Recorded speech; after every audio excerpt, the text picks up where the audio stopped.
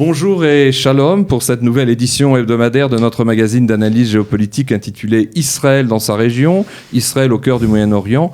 Eh bien, nous avons choisi de nous pencher aujourd'hui sur un sujet ayant trait à l'immigration et à l'Aliyah en provenance de France, en posant ouvertement avec nos deux invités la question de savoir si, après la grande vague migratoire de 2014-2016, le réservoir de l'Aliyah de France serait-il à présent en train de se tarir ?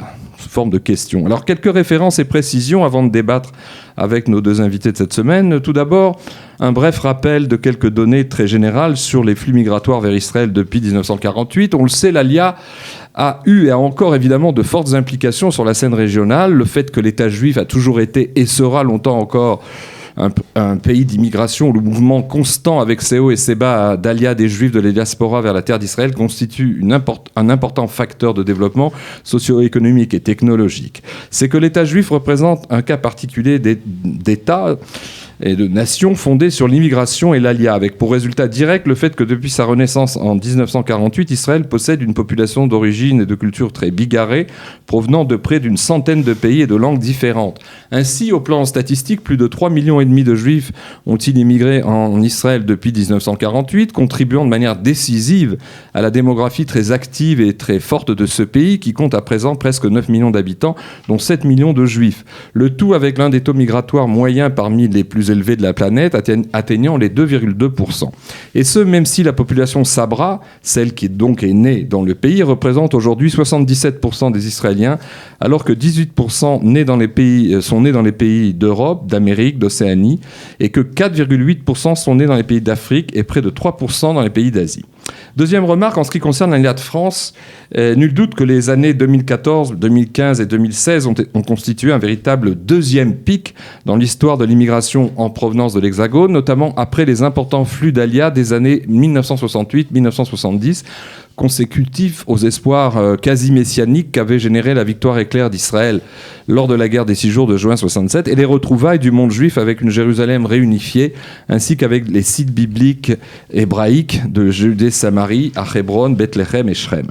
Or, dans le contexte d'une hausse globale de 71% de l'Aliyah de France depuis l'an 2000, par rapport aux moyennes annuelles de la deuxième partie du XXe siècle, diverses raisons expliquent ce pic spécifique de 2014-2016. Tout d'abord, la multiplication des attentats terroristes en France, Toulouse, Charlie Hebdo, Hypercacher et d'autres. Deuxièmement, la nette hausse de l'antisémitisme au quotidien, avoué ou latent, sous tous ses aspects, d'ailleurs provoqué, selon les statistiques, dans 63% des cas d'agression par des jeunes ressortissants de l'immigration musulmane. Et puis aussi, sans doute, un facteur moins mesurable, l'angoissante morosité sociopolitique prévalant dans l'Hexagone, ainsi que d'autres facteurs encore.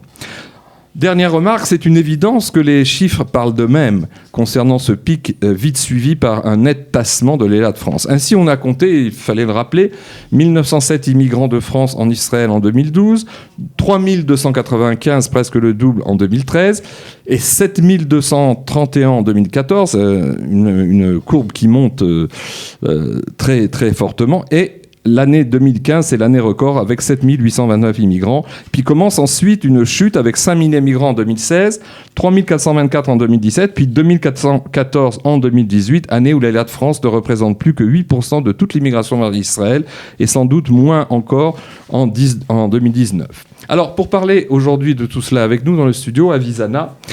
Avi, vous êtes l'actuel directeur de Habaïta, le département, c'est-à-dire la maison, le département d'encouragement à l'Aliyah au sein de l'Organisation sioniste mondiale, l'OSM, qui est et vous êtes aussi l'un des spécialistes israéliens parmi les plus expérimentés de l'Aliyah et de l'intégration des Juifs de France dans ce pays. Puis aussi à nos côtés dans le studio Kalita, Eliezer Chadorovski, qui est ex-maître de conférences en sciences politiques à l'université Bar-Ilan, et aussi actuel responsable du desk français à l'association Amiel Tfutsot, donc la diaspora, Amiel en diaspora, agissant dans les communautés de diaspora. Et vous êtes aussi responsable du département francophone au sein de l'association Soulamot, qui édite toute une littérature thoraïque grâce au travail du Rav Rimon. Alors, la question qui tombe sous le sens, d'abord je m'adresse à Avi et puis Eliezer enchaînera. Quels sont selon vous les divers facteurs, j'en ai avancé quelques-uns, mais je crois que c'est un sujet assez sophistiqué, qui pourrait donc expliquer cette nette redescente de l'ALIA en provenance de la France depuis finalement 3 ans. On se retrouve avec des chiffres traditionnels. Bon, je crois qu'il nécessite, de remettre un petit peu les choses dans leur contexte. Malgré tout, les 30 à 50 000 olim, je n'ai pas les chiffres exacts en tête, qui sont arrivés au début des années 2000 en Israël, représentent de façon vraiment fulgurante un chiffre qui a épaté un peu tout le monde. C'est une alia qui n'était pas prévue, certainement pas dans ces chiffres, même si on a toujours vu dans l'alia de France un potentiel important. Et cette immigration que vous avez citée, par dizaines de milliers, je crois que c'est d'abord le côté positif de la chose qu'il faut voir, c'est-à-dire que effectivement, plusieurs dizaines de milliers de personnes ont quitté la France et ont quitté la France pour choisir Israël. Donc ça effectivement, on peut y voir aussi les raisons négatives que vous avez évoquées, c'est-à-dire autour des événements antisémites assez violents, assez inédits qu'il y a eu en France. Mais je crois que le choix de la France a aussi montré qu'il y avait cette ferveur sioniste, cet attachement à Israël, ces valeurs juives, et on le sait à travers un petit peu le profil de cette communauté qui, le jour du besoin, a choisi Israël. Alors effectivement, on est tous surpris, on pensait que c'était effectivement un réservoir. Voilà, on était tous persuadés qu'on assistait à l'exode des Juifs de France. Évidemment, il y a en amont et en aval un certain nombre de raisons qui ont fait que probablement cette alia a fortement diminué, comme les chiffres le montrent. Effectivement, il y a une certaine... on s'est habitué un petit peu à ce qui se passait en France. Les nouveaux présidents est un petit peu réussi à rassurer cette communauté en nommant un certain nombre de commissions, en arrêtant quelque part cette vague antisémite très violente qu'il y a eu en France. Et d'un autre côté, il faut le dire, cette communauté importante qui est arrivée en Israël de façon assez rapide, assez spontanée et de façon massive, n'a pas forcément rencontré en Israël l'élan qu'elle attendait. On était persuadé que pour une fois, il faut quand même le faire remarquer, c'est la première alia massive, même si on reste dans des chiffres très modestes, d'un pays occidental en Israël. Les chiffres américains ou anglais ou d'autres pays n'ont jamais atteint. La communauté est 10 fois plus nombreuse. Tout à fait, 10 fois plus important. Il faut remettre ça en perspective avec une alia moyenne de moins de 3000 olim des États-Unis, avec une communauté 10 fois plus importante. Et donc, il y avait là, effectivement, une fenêtre d'opportunité très importante qui n'a pas forcément été saisie. Malheureusement, le gouvernement a mis des années et peut-être n'a pas encore tout à fait saisi. Nous allons peut-être le voir avec les prochains gouvernements qui vont se mettre en place. Donc, je crois qu'il y a eu 2 pôles en parallèle qui ont un petit peu neutralisé, qui ont mis cette alia en attente. Moi, je suis persuadé, on en parlera plus tard. C'est une attente et pas une fin. Je suis persuadé que nous sommes en position d'attente et qu'il y a encore en France un réservoir important qui représente probablement plusieurs dizaines de milliers de personnes qui sont encore derrière la porte et qui demandent à franchir cette porte. Et je crois qu'il faut que l'occasion se présente devant. C'est ce que d'ailleurs prouve un certain nombre d'enquêtes qui ont été faites sur l'ALIA, probablement, sur les souhaits de départ de tout à fait. Je pense que même si il y a pu avoir quelques échecs, il y a malgré tout, globalement, sans résumer notre sujet, une réussite importante de cette ALIA. Et donc, les familles, les proches vont probablement suivre. Alors, Eliezer, quels sont donc ces facteurs qui fait qu'on assiste tout de même à un tassement depuis 3 ans qui a été une sorte de déception?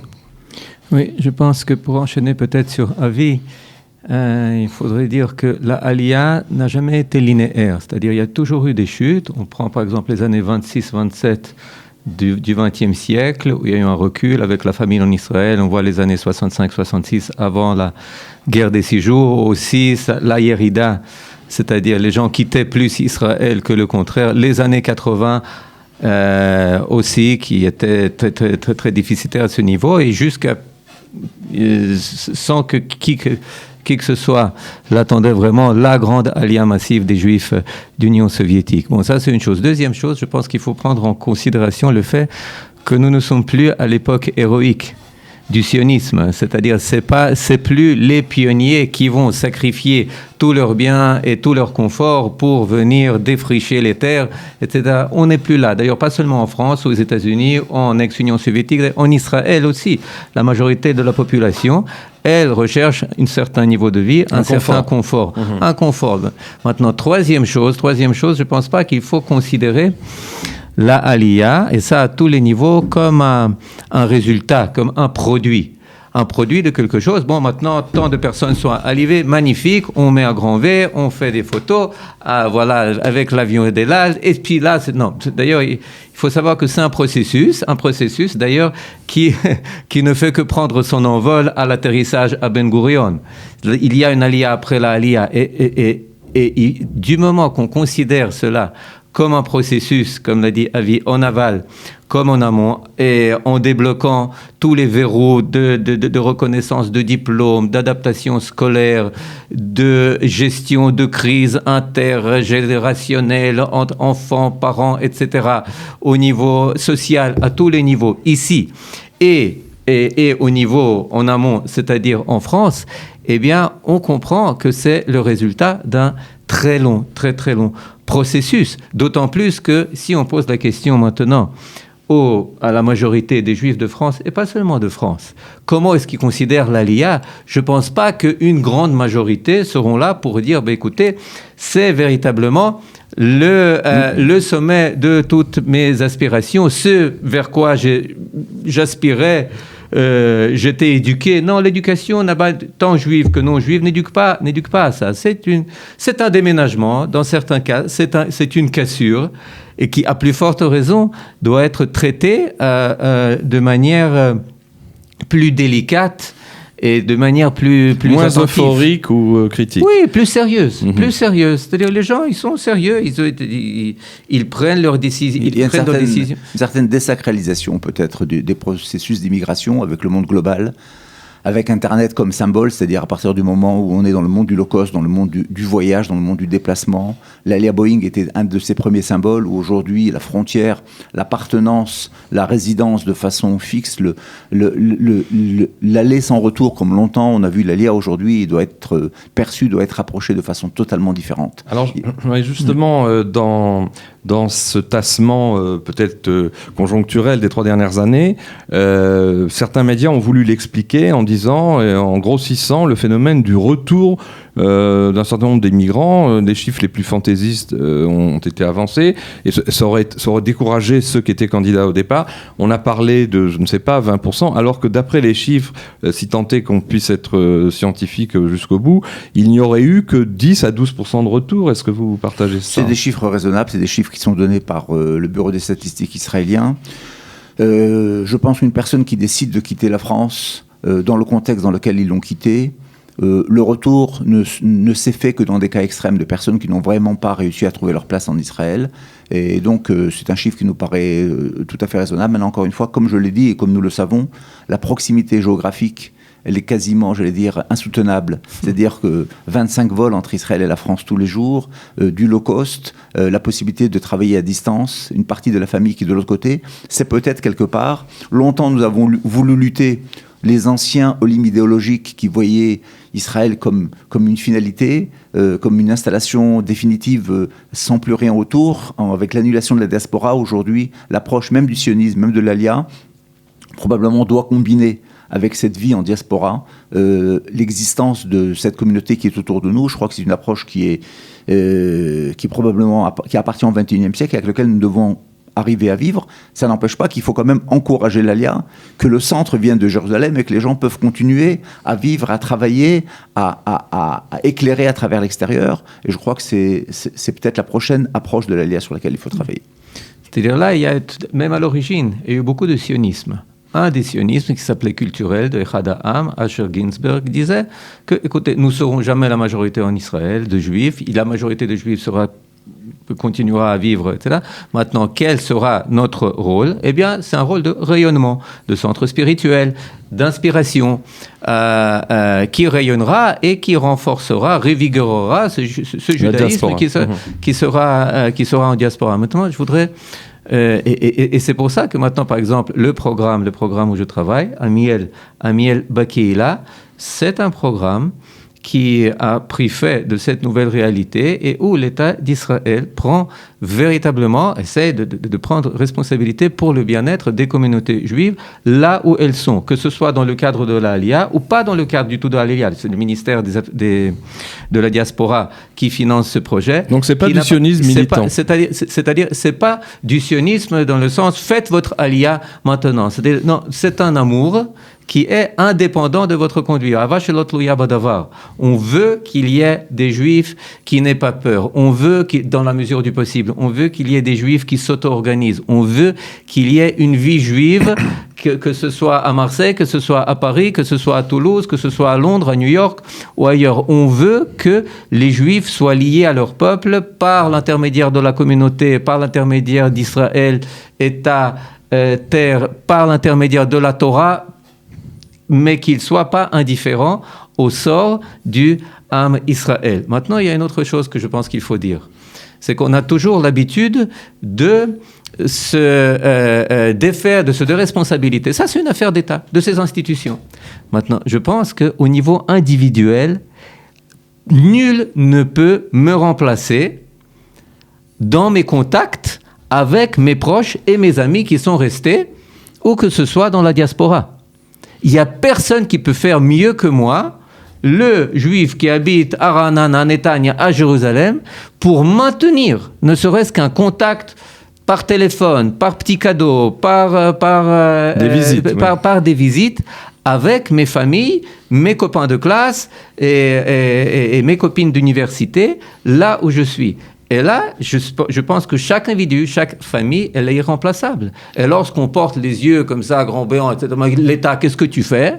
Eh bien, l'État, il peut nous répondre, l'État, qu'est-ce que tu fais ? C'est le parallèle de la diplomatie publique dans le domaine de la Hasbara. Il y aurait, disons, du public relation israélien à entretenir avec ses proches en diaspora. Oui, c'est le juif global, le judaïsme global. C'est un contact. Alors justement, comme vous le notiez chacun à votre manière, du fait qu'on assiste depuis donc les années 90, la fin des années 90 plutôt, à une alia, comme vous le disiez, moins idéologique, moins sioniste classique qu'auparavant, y aurait-il pas dans le village global, c'est ce que vous disiez Avi, une dangereuse sous-estimation par les chefs de famille, par les familles elles-mêmes, et par donc de nombreux immigrants de France qui sont venus s'installer ici depuis une dizaine d'années, que partir en Israël, ce serait simplement changer d'endroit, déménager, alors qu'en fait, malgré le fait qu'Israël a énormément progressé au niveau du développement, je me souviens moi-même ayant fait mon alia en 85, le pays depuis 85 a complètement changé de figure au niveau de la consommation, au niveau des circuits routiers, au niveau de ses équipements, et le paysage sociétaire israélien, enfin le paysage même urbain Israël plutôt, est très semblable à celui de l'Europe. Alors est-ce que ça tend pas un piège à ceux qui décident de faire leur alliance en se disant que ok, il y a la langue, il y a une autre monnaie, mais enfin on change d'endroit, on change d'appartement. C'est la particularité de l'alliance française. L'alliance française a la particularité de trop bien connaître Israël, de se sentir trop proche, de quelque part d'y avoir vécu, au travers des frères, des sœurs, des parents, des grands-parents, du nombre de visites en vacances, du fait que les radios juives émettent d'Israël, du fait que la communauté vit au rythme d'Israël, du en fait proximité. qu'on croit connaître l'hébreu parce qu'on sait chanter les chadodi, donc on reconnaît les lettres, et quand on vient ici, on est émerveillé de voir ce qu'on lit dans un livre, tout d'un coup, dans la rue, de pouvoir aussi, sans le savoir, parler français dans les cafés, dans les restaurants, puis donc se sentir à l'aise. Et donc, on est là dans un dilemme, dans une complexité qui, effectivement, est souvent, contrairement à une alia russe, qui vient de très loin et qui sait que pour se rapprocher, elle doit faire énormément d'efforts pour se sentir proche de cette communauté israélienne qu'elle ne connaît pas et sur laquelle elle va vouloir apprendre les codes, les langages, le système de fonctionnement et devoir l'adopter complètement et savoir qu'elle doit mettre son système, elle, de côté. La complexité de l'alia française, c'est qu'elle pense qu'elle peut garder son langage ancien, qu'elle va même pouvoir ses codes anciens et pouvoir quelque part essayer de l'imposer un petit peu et s'étonner que tout d'un coup, le fonctionnaire au Bitour Lomi ne parle pas le français. Alors que... Ou le conducteur de bus. Le conducteur de bus, alors quand je venais en vacances, j'allais acheter ma boisson, je payais ceci, je rentrais à l'hôtel et j'avais l'impression que j'étais totalement chez moi et que j'étais désiré. Effectivement, il y a donc cette crise d'adaptation qui est très forte, sur laquelle il faut, comme on l'a rappelé tout à l'heure, essayer de faire énormément de travail en amont. Préparer les gens, leur expliquer qu'effectivement, en dehors ce n'est plus une délocalisation, que même pour une délocalisation, il faut se préparer de toute façon. Même si on décide d'aller travailler 2 années aux États-Unis ou qu'on décide, pour une raison ou d'une autre, d'aller ailleurs, il y a quelque part cette cette ambivalence énorme entre le juif de France qui se sent tellement proche, je suis chez moi, et qui est au contraire tellement loin aujourd'hui, parce que la société israélienne, on le sait, évolue à des rythmes tels que quand on prépare quelqu'un... C'est notre planète. Voilà, et puis quand on prépare quelqu'un un an en avance, on lui dit toujours...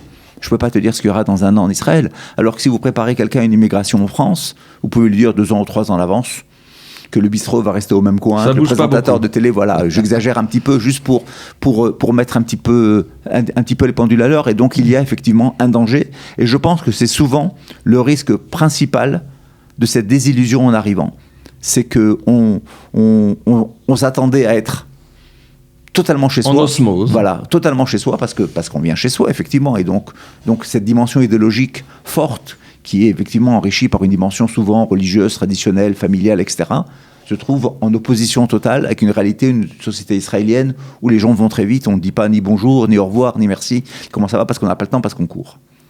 Et voilà, donc il y a effectivement un danger. Il y a un danger, donc il faut prévenir, il faut préparer les gens. C'est beaucoup plus qu'une délocalisation. Le changement de vie en Israël en dehors du niveau de vie ou de l'approche et à des niveaux qui sont tout à fait différents. Ça ne veut pas dire que l'Israélien n'est pas idéologique, qu'il n'est pas sioniste, loin s'en faut.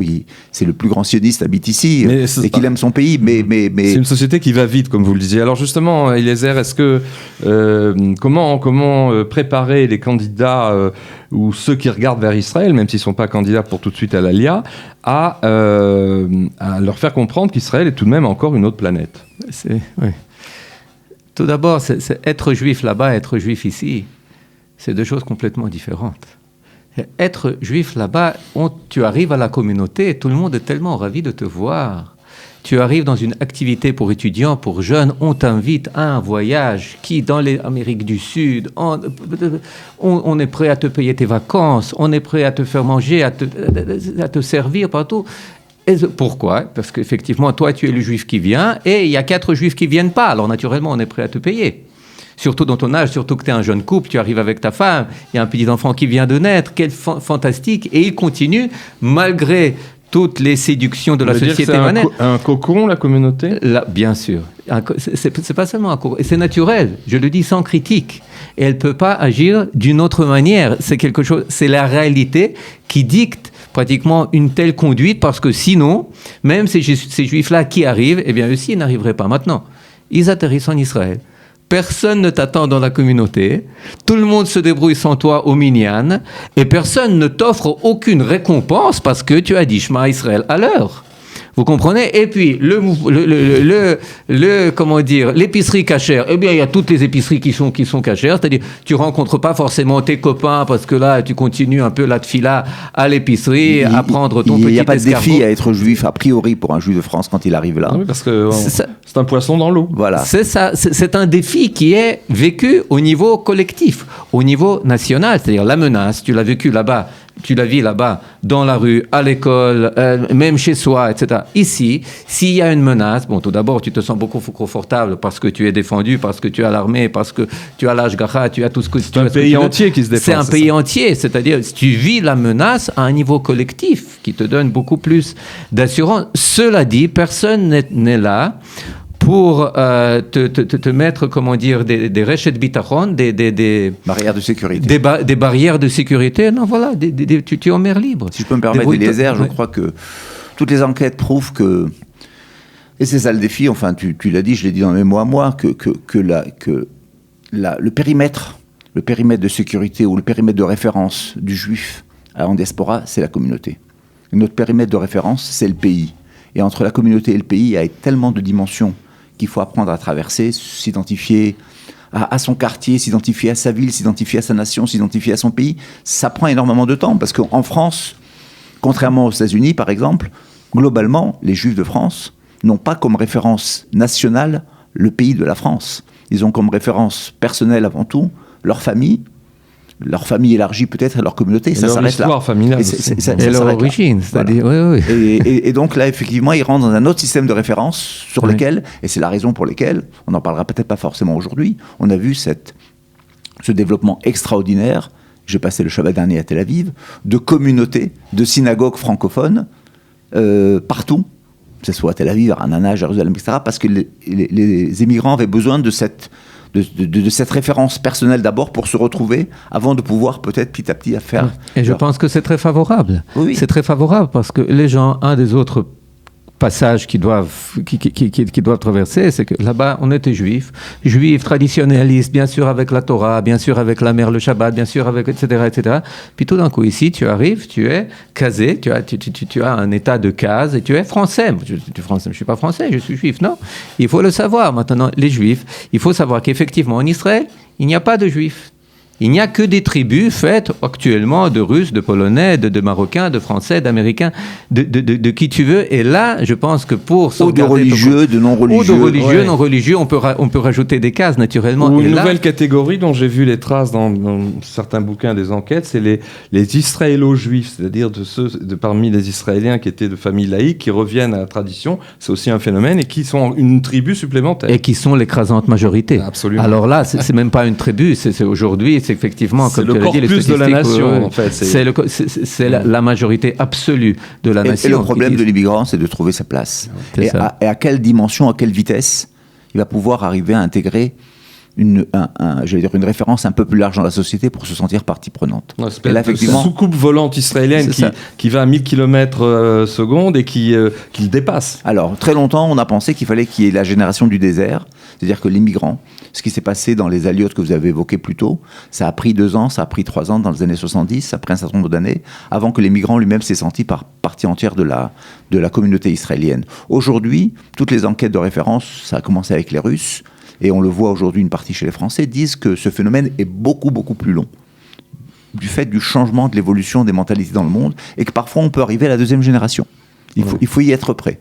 Alors c'est intéressant, derrière, c'est-à-dire grâce à vos explications, on a noté, c'est un sujet qu'on avait abordé il y a quelques semaines sur l'état des rapports du peuple juif avec sa tradition, c'est que sous l'effet de la grosse immigration occidentale, pas seulement française mais aussi américaine, Tel Aviv est devenue la première ville d'Israël pour le nombre de ses synagogues.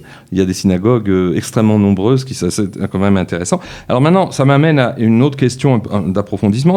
Il n'y aurait-il pas, selon vous, des causes tout aussi profondes mais moins connues, liées à certaines évolutions sociologiques internes propres à la communauté juive de France, qui expliquent justement ce tassement et cette morosité actuelle. Alors on peut en citer plusieurs aspects. Le départ massif ces dernières années de beaucoup de jeunes cadres communautaires vers Israël, qui ont pénalisé tout de même la vie communautaire. Le début de désaffection des lieux communautaires par crainte de la violence et du terrorisme. À ce titre, ce n'est pas une assertion gratuite. Il y a 2 enquêtes qui sont parues en 2013 et en 2018, donc par la même Commission des droits de l'homme de l'Union européenne, qui a noté que 73 à 74% des 8000 juifs interrogés dans 8 pays d'Europe différents, et donc c'est un sondage extrêmement sérieux, et les mêmes questions ont été posées en 2013 et en 2018, eh bien, se sentent, donc les 3/4 des gens interrogés ont rencontré l'antisémitisme dans les 5 dernières années, puisque ces enquêtes sont faites tous les 5 ans.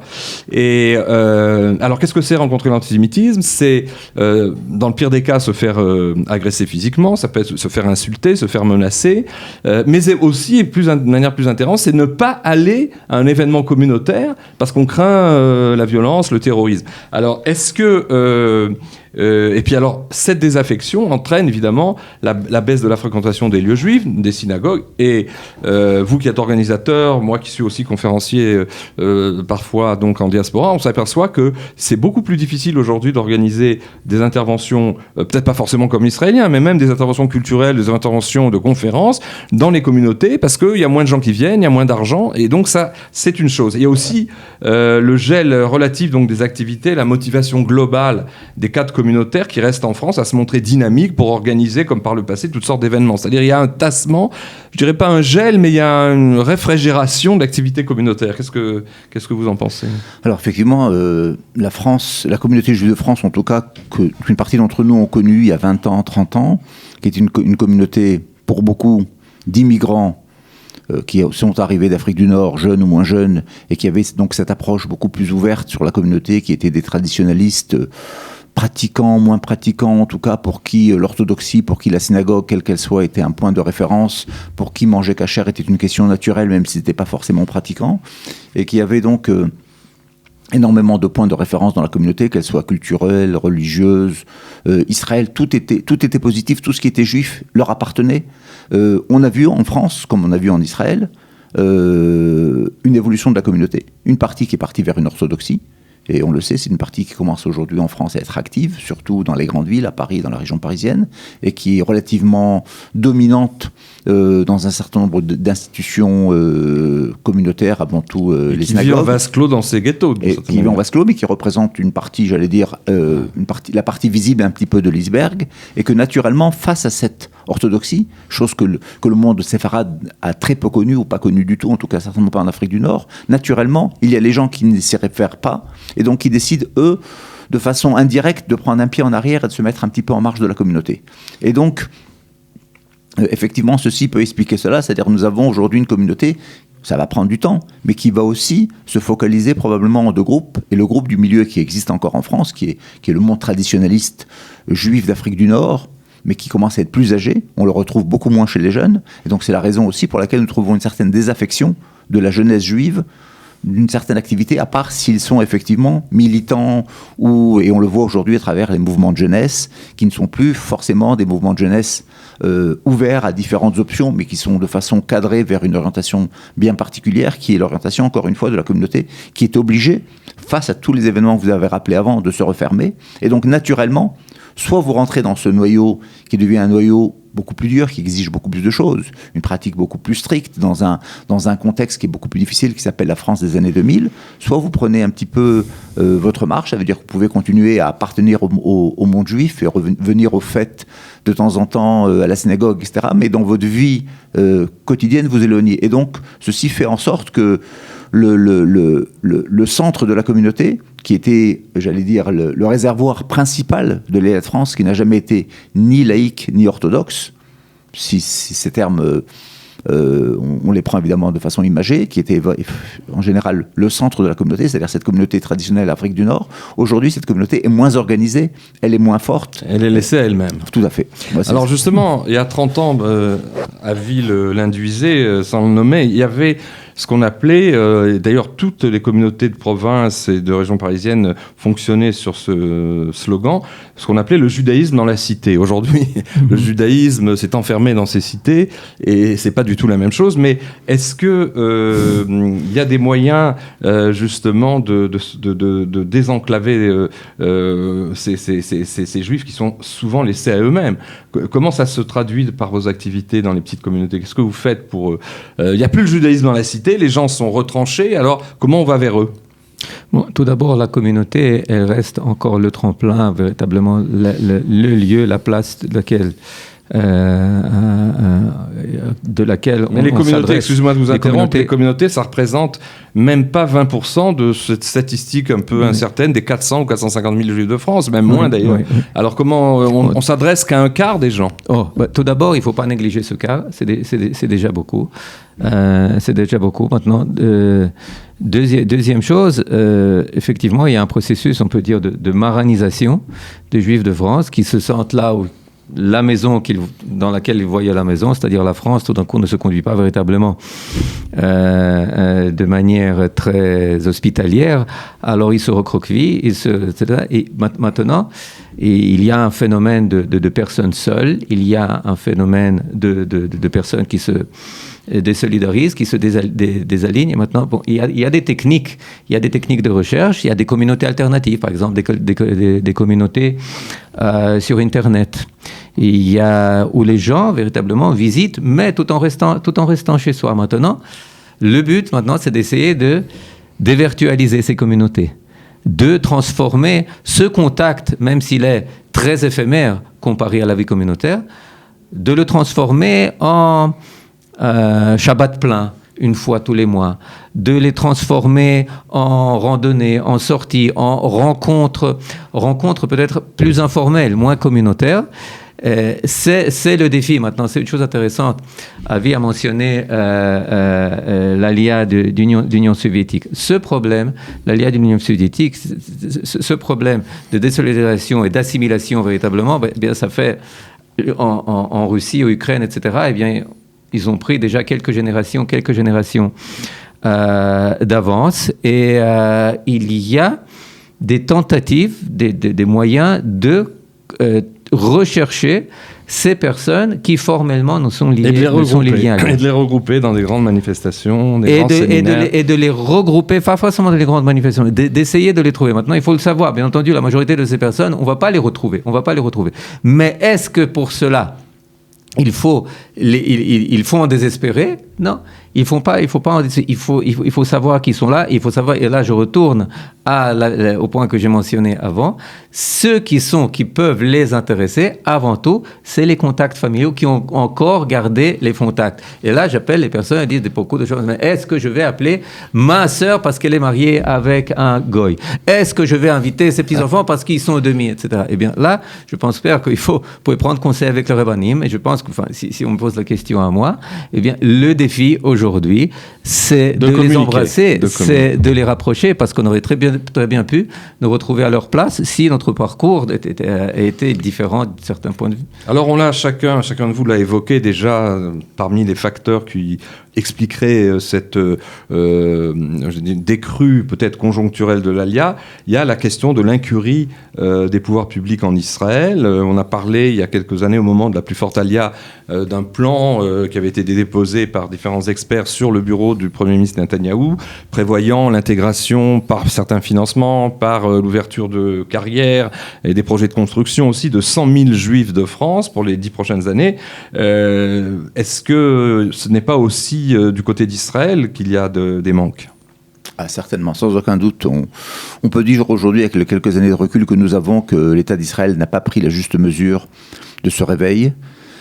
D'autant plus que les gens, après la visite très émotionnelle, très, très forte de Binyamin Netanyahou, la grande synagogue de la victoire, après les attentats, qui a lancé un appel à l'Alia, ce qui est quelque chose d'assez fort, assez rare, qui a été vu évidemment pas forcément d'un bon œil par les autorités françaises, mais qui quelque part a peut-être, de façon consciente ou inconsciente, eu ses effets sur beaucoup de gens qui étaient, comme j'ai dit tout à l'heure, derrière la porte et qui attendaient un petit peu vraiment qu'on les pousse un petit peu en leur disant vas-y, tu es attendu, on est là, c'est vraiment le moment de partir. Et c'est une question qui s'est très souvent posée en France pour avoir été très proche de cette Alia dans les années 2015. Les gens vraiment appelé en disant effectivement c'est maintenant, c'est le moment, il faut partir. C'est-à-dire, on sait qu'il y avait des milliers de personnes qui avaient ça de façon latente et en attente, et ces gens-là sont partis. On peut dire aujourd'hui avec du recul que pour des raisons premièrement d'incompréhension, on était plongé dans l'Alia russe, donc tout le système était de façon un peu logique entre les mains de ces anciens de l'immigration russe qui ne comprenaient pas forcément. La ministre de l'intégration. La ministre de l'intégration, mais pas seulement. À cette même époque, le président de l'agence juive était un russe. Mais il faut le savoir aussi aux autres niveaux, j'allais dire, plus concrets du contact avec les OLIM, les directeurs régionaux des différents départements, etc. Et donc, en parallèle, il continue à avoir une alia russe qui n'était pas moins importante. L'alia russe, à l'heure où on parle aujourd'hui en 2019, est la première alia israélienne qui continue, même si ce n'est pas dans les mêmes chiffres.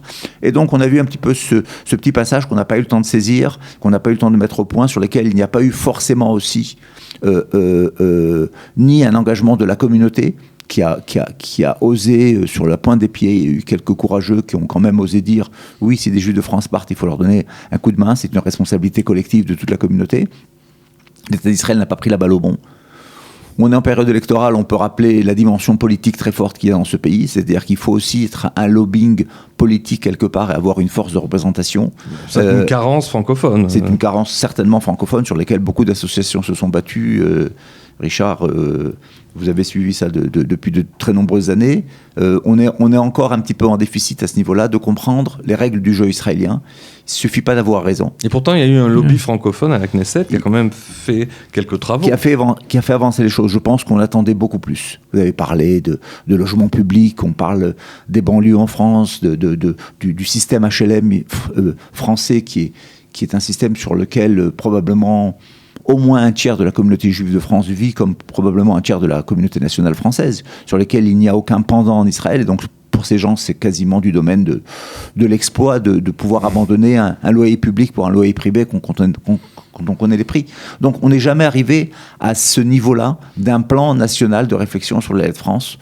Alors ça va venir ? Il faut espérer que ça fait plus d'1 an qu'on est son gouvernement. On commence à sentir un éveil au niveau gouvernemental. J'espère qu'il n'est pas trop tard. Ministériel peut-être, mais pas gouvernemental. Pas gouvernemental encore. Alors dernière question, puisqu'on approche de la fin du temps de notre discussion. C'est la question finalement qui s'impose. Est-ce que plus profondément, en fonction de tous les facteurs qu'on a analysés, est-ce que les portes ne sont pas peu à peu en train de se fermer à cause de tous ces facteurs qu'on a énumérés pour une future alia massive des Juifs restés encore en France et qui sont tout de même assez nombreux.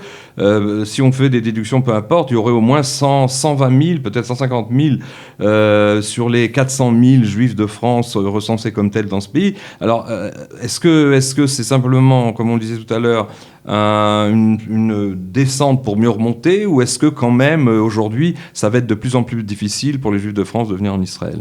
Eliezer. Il y a une anecdote qui est vraie sur l'allié d'Union soviétique. On prend n'importe quelle ville moyenne, on demande en Russie, on demande combien est-ce qu'il y avait de Juifs, par exemple, je ne sais pas, à Nijni Novgorod ou à Samara.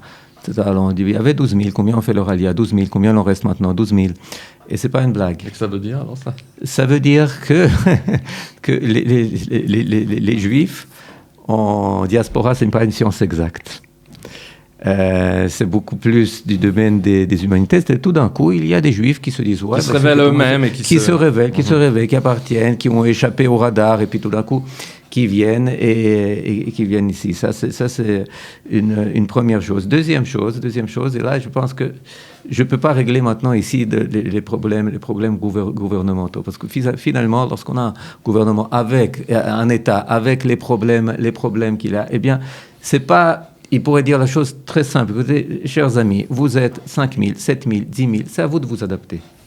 Moi, je ne peux pas adapter tout mon énorme système, même si à vrai dire, il doit être adapté, pour le bien de l'État, pour le bien, la reconnaissance des diplômes, etc. Eh bien, c'est l'État qui va gagner. Des infirmières, des médecins, etc. Ça a un peu bougé d'ailleurs. Il faut que ça bouge, parce qu'il suffit de visiter les urgences pour voir les problèmes invraisemblables du système de santé israélien. Mais cela dit, il peut dire, écoutez, chers amis, c'est à vous de vous adapter. Maintenant, vous posez la question, je crois qu'il y a quelques mois, lorsqu'il y a eu une conférence de Kalita, eh bien, il y avait 3 journalistes israéliens à qui on posait la question, mais quel est le problème de cet alia? Eh bien, tout le monde allait dire, ils sont trop tendres. Adinim Midai. Effectivement, en Israël, on a un style. Il faut mordre. Il faut faire un lobby. Il ne faut pas se gêner. Il ne faut pas... Oui, vous êtes revenu à la maison, mais il ne faut pas attendre le tapis rouge. Le tapis rouge, c'est dans les délégations officielles. Ce n'est pas à la maison. C'est ça. Et maintenant, il faut, je pense encore une chose. Il faut redéfinir son statut. Ton statut, ce n'est pas forcément ton travail et ton salaire. Parce que si ton statut, c'est que ça en Israël, ça va prendre un sacré coup.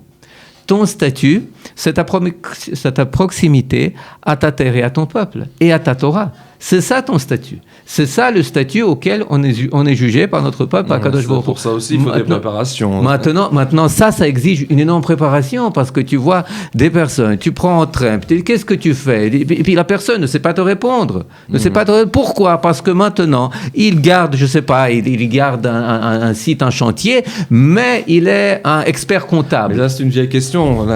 L'identité, c'est pas sa profession, c'est pas son activité, c'est ce qu'on est. C'est l'être au lieu de l'avoir. Alors, est-ce que vous pensez, comme Eliezer, que la balle n'est pas seulement dans le camp du gouvernement? Évidemment, la balle, elle est... Moi, je pense que l'Alliance de France est fondamentalement idéologique, c'est-à-dire qu'elle est idéologique dans le sens... Elle continuera, donc, Voilà, tout à fait. C'est la raison pour laquelle je pense que s'il continue à avoir une communauté juive active qui continue à transmettre ces mêmes messages de proximité, on le voit à travers les visites, le tourisme, la relation virtuelle, même si nous avons expliqué tout à l'heure que les choses évoluent aussi dans la communauté, qu'il peut y avoir aussi des phénomènes d'éloignement de certaines parties de la communauté. Il y a encore un cœur vivant très proche de cette communauté. Effectivement, on est tout à fait prêt à dire que le gouvernement doit prendre sa part de responsabilité, mais avant tout, il faut aussi que le Olé se responsabilise. On a eu trop tendance à voir ces dernières années cette célèbre expression en hébreu, Magi Ali, je pensais que vous allez me donner, je pensais qu'il me revenait, quels sont mes droits, etc.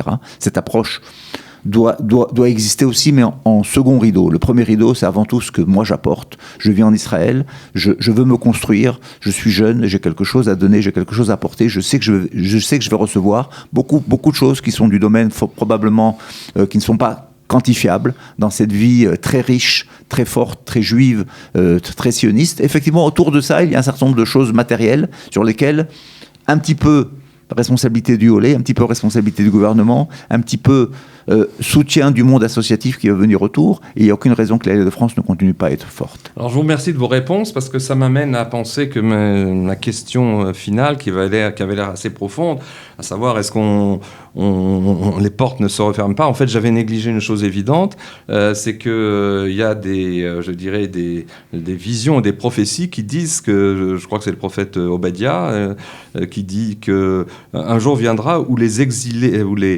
ceux de la diaspora de Sarfat, c'est-à-dire de France et de Sfarad, repeupleront les villes du Negev. Or, comme le Negev est en plein développement et qu'il n'a pas encore, et loin de là, utilisé tout son potentiel d'immigration, je crois que donc c'est un sujet ouvert à discussion, que l'Alliance de France pourra s'installer aussi bien au sud, dans le Negev, que dans la Galilée au nord. En tout cas, je vous remercie de votre participation. Merci aux auditeurs de nous avoir écoutés. Et à la semaine prochaine. Je précise d'ailleurs, ça m'a été demandé, que l'émission que nous faisons commence le mardi.